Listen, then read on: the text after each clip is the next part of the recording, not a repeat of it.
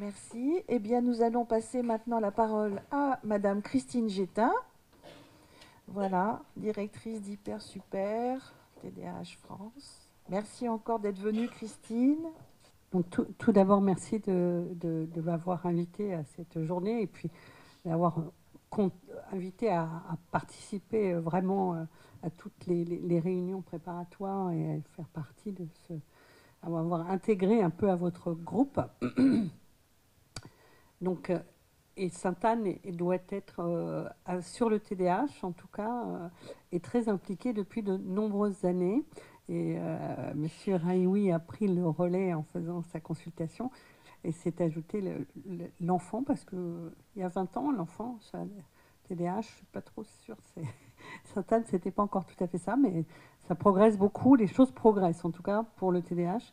Et je pensais en écoutant Madame là, que au niveau du Conseil national, l'épilepsie sévère fait partie, les représentants il y a des représentants patients de l'épilepsie au Conseil national sur les troubles du neurodéveloppement.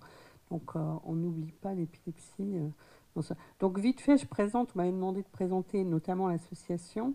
Donc je présente l'association, a été créée il y a 22 ans.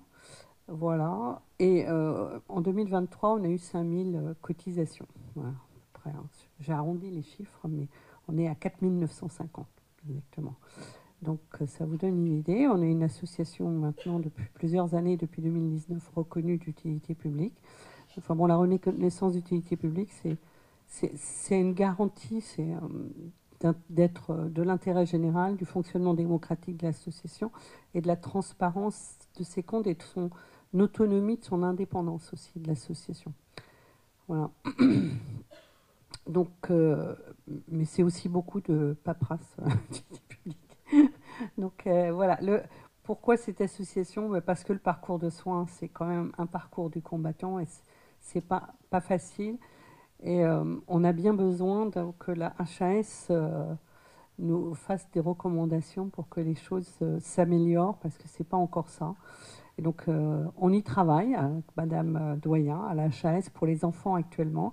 Et puis bientôt, les travaux pour l'adulte vont commencer en septembre. Donc voilà. Donc notre association, c'est surtout comprendre pour mieux agir et faire aussi prévenir les conséquences de ce trouble, faire les choses. Donc nous, on milite beaucoup et on fait beaucoup de choses à tous les niveaux. Donc, et dans nos missions, on a pour mission de diffuser la connaissance. Donc on fait beaucoup d'actions pour ça, d'aider les personnes, de les former, d'intervenir auprès des institutions et de permettre à chacun, au final, de trouver sa place. Voilà. Donc on a beaucoup d'outils pour ça. On a 3 sites internet différents pour des documents et des accès qui sont différents, avec des cibles spécifiques comme le TDAH et l'école. Plongeons nos troubles, c'est un documentaire, un web documentaire pour les enfants. Actuellement, on prépare un documentaire pour les adultes. Il est en cours de réalisation. Et il sera bientôt. Voilà. Donc là, actuellement, on distribue le documentaire pour les enfants en format DVD. Je fais un peu ma promo de tout ce qu'on fait. Hein. Donc là, on a des livrets d'informations et je les ai pris en papier ici. Et on en a deux petits derniers qui viennent de sortir, dont un que je vous montre là, mais qui n'est pas encore sur notre site. Donc, sur le TDAH au quotidien, et c'est vraiment de l'accompagnement parental, celui-ci. Et puis un sur le TDAH, mais avant on faisait surtout le TDAH de l'enfant, et maintenant c'est le TDAH de l'enfant à l'adulte. Donc jusqu'à l'adulte, et il est plutôt bien fait, je pense. Enfin bon, c'est les gens qui le liront, qui nous le diront, et on a des brochures. Une formation qui a beaucoup de succès en ligne. Tout est en ligne sur cette formation. Il faut s'inscrire, elle est gratuite. On demande juste l'adhésion. Mais on a déjà plus de 5000 inscrits et 1500 personnes qui ont, ou 2500, je ne sais plus. On a à peu près 50% des gens qui s'inscrivent qui finalisent la formation. Donc la formation, c'est 3 mois, 12 heures de formation et 9 modules en tout. Et vous avez 3 mois pour la réaliser et la faire. Voilà. Donc actuellement, on a jusqu'au 16 avril pour s'inscrire. Voilà, on est très présent sur les réseaux sociaux. On a beaucoup de bénévoles répartis un peu partout sur le terrain. Et puis, on anime des groupes d'échange, de discussion, des GSP aussi en ligne. Ça, c'est une partie du comité scientifique. Voilà. Et on est présent dans des instances comme le CNCPH. Alors, tout le monde ne sait pas ce que c'est, mais c'est une instance, une assemblée qui prend des décisions et qui regarde toutes les lois qui vont concerner les personnes, le handicap et les personnes handicapées. Et donc, on examine toutes les lois qui vont pouvoir porter sur ces sujets et on défend un peu les positions pour que les choses s'améliorent pour tous, en fait. Hein. Donc, on est présent, bien sûr, à la HAS avec un groupe de travail actuellement qui travaille sur...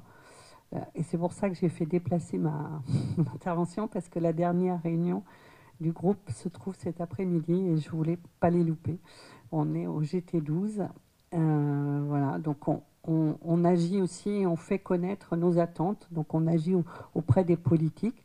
Et c'est vrai qu'on attend un peu une structuration des soins, on agit beaucoup là-dessus. On fait partie du Conseil national, avec qui, je pense avoir quand même pas mal fait pour que dans le précédent Conseil national, on aboutisse à un nouveau Conseil national qui soit TND et qui ait un volet spécifique sur le TDAH. Ma précédente mandature, je dois dire, sur le Conseil national, je passais mon temps à dire et pour le TDAH, on fait quoi? Voilà, donc maintenant on va faire et les choses vont se mettre en route et c'est une bonne chose parce que je pense que les personnes TDAH avaient besoin qu'on prenne en compte leurs spécificités au sein des TND tout en travaillant de manière très, comme le disait le docteur Raioui, c'est ça. C'est très important parce que tous ces troubles sont souvent très imbriqués et c'est compliqué de mettre chaque patient dans une case, je pense, parce que les choses ne sont pas aussi étanches que ça. Et voilà, donc c'est important d'être sur un développement assez, assez dimensionnel, comme vous me le disiez. C'est important de le voir de cette manière-là, parce que... Et donc là, on y arrive enfin, et les choses vont progressivement se mettre en place avec un peu une place pour chaque trouble et à la fois une transversalité pour l'ensemble. Donc c'est pas si facile. Donc nous, on porte beaucoup la voix des patients. Donc là, on nous a peut-être un peu entendu pour râler un peu sur les ruptures de traitement. Mais c'est aussi notre... donc ça a permis quand même d'obtenir des avancées et de faciliter la vie des patients au niveau de la pharmacie et de ne pas être obligé de refaire toutes les ordonnances et de passer ses journées à ça. Et puis, on essaye de faire bouger les choses pour que la réglementation évolue d'une part et que le choix des traitements évolue aussi. Donc peut-être que les choses vont avancer dans les mois à venir. On nous a dit que peut-être ça allait s'améliorer. À suivre, à suivre.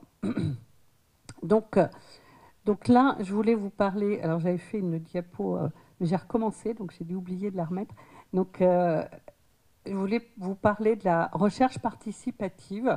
Et donc là, la transition est un peu brutale. Il me manque une diapo, je pense. Donc, les parties prenantes, j'ai pas mal travaillé sur cette question et réfléchi à cette question, parce que je faisais partie du GRAM, c'est le groupe de réflexion avec les associations de malades de l'INSERM.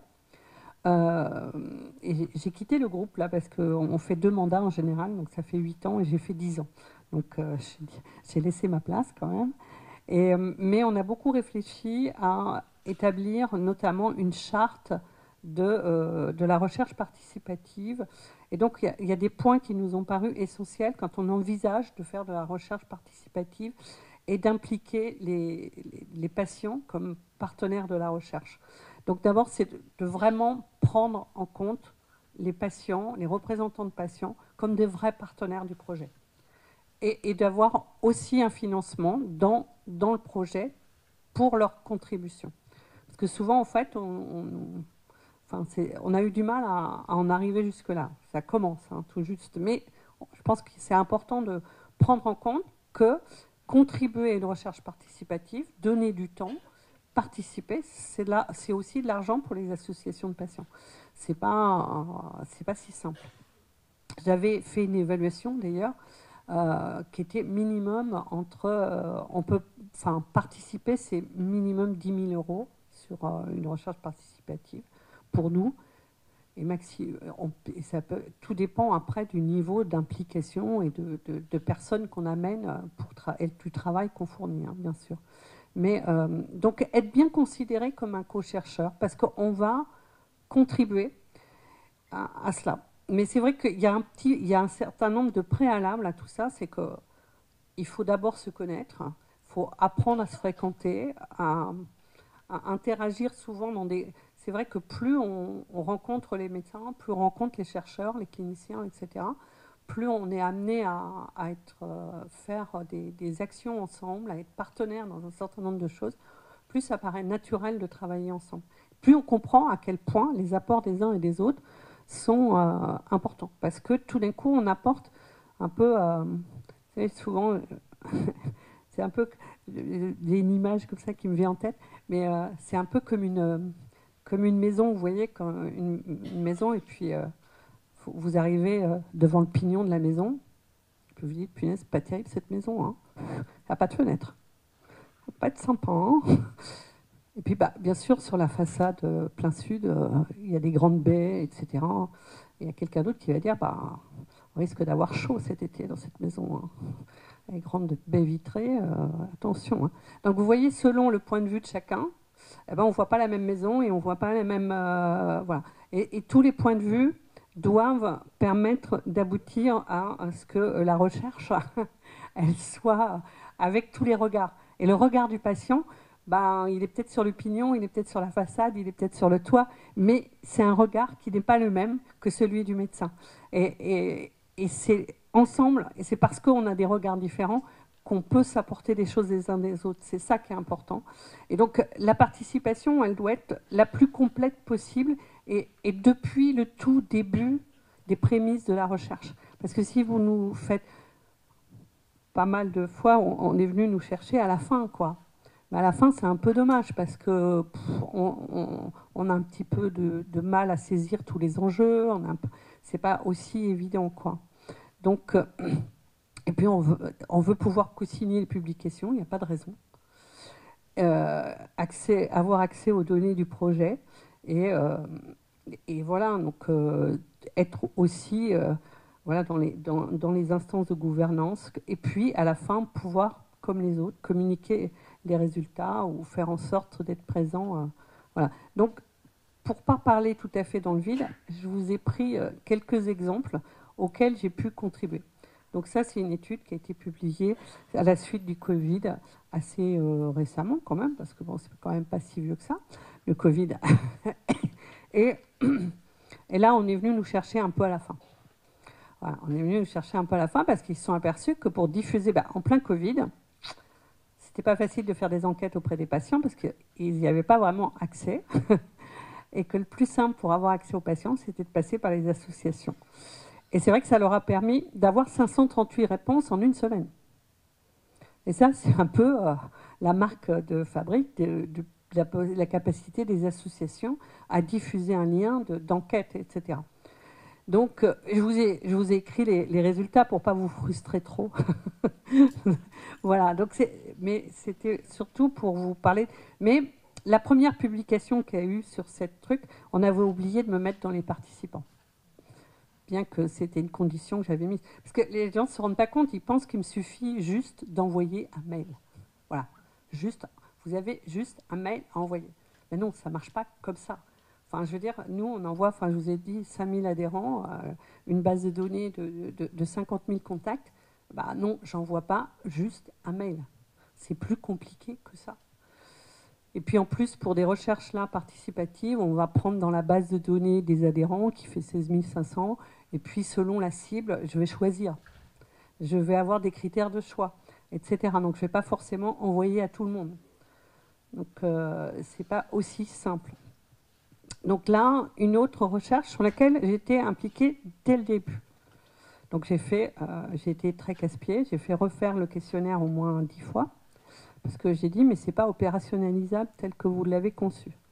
Donc ça ne va pas marcher, puisqu'en plus on répliquait les données d'une fois sur l'autre, puisqu'on a fait une étude là où on a interrogé les patients encore sur la période Covid, mais à différents moments.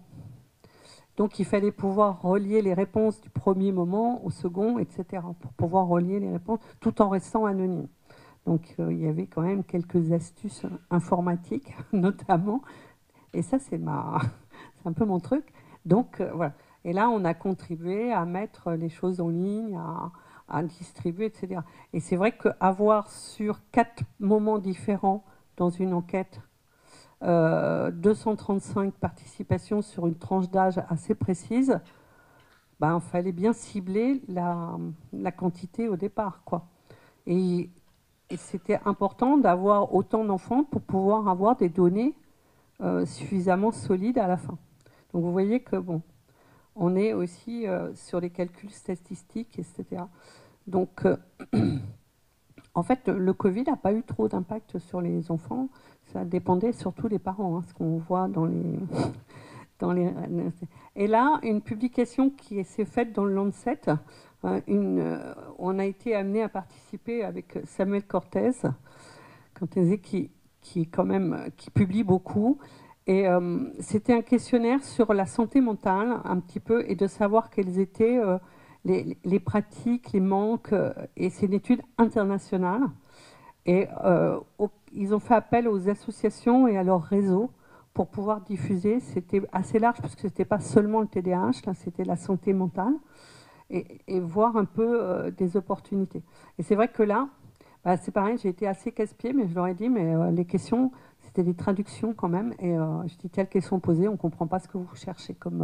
Ça ne fonctionnera pas. Vous aurez peut-être une réponse, mais ce n'est pas sûr que ce soit la réponse à la question posée.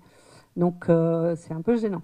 Donc, ils ont été obligés de refaire toutes les questions, de retravailler à plusieurs reprises les questions suite à nos remarques. Vous voyez, donc c'est important voilà, donc parce qu'on ne percevait pas la question de la même façon que eux voulaient la faire. Donc, c'est important.